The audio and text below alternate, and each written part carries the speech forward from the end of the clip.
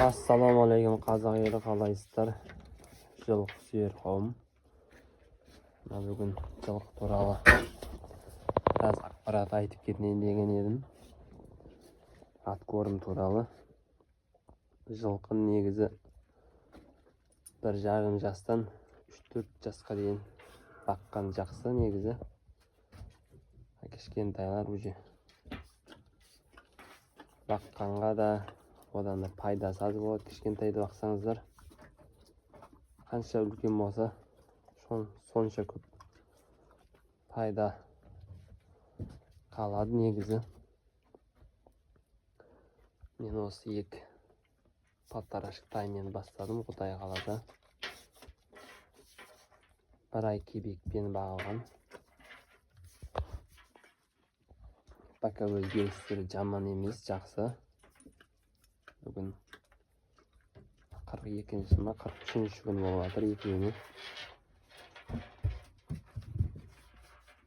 3 ай бағамыз, потом қасаптарға сойып сатамыз.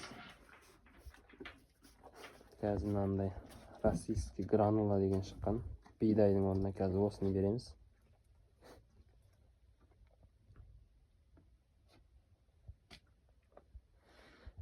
Су мәселесі былай шешіп қойғанбыз да. Астында роликтер бар. Любой адам келеді да. Былай ақырдың ішімен оңай жүреді. Судың проблемасын солай шешіп қойғанбыз. Жалпы жылқы бағу туралы ой кеңестеріңізді айтып, комментарийда жазып қолдап кетіңіздер. Каналға тіркеліп,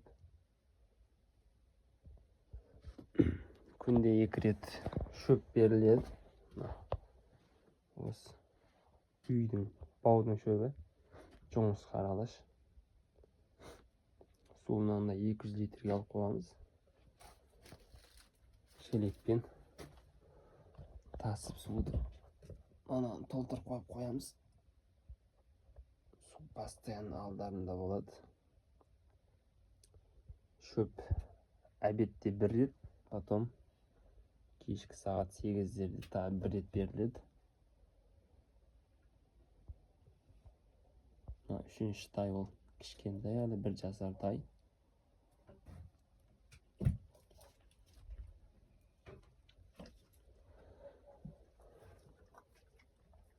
Каналға тіркеліңіздер.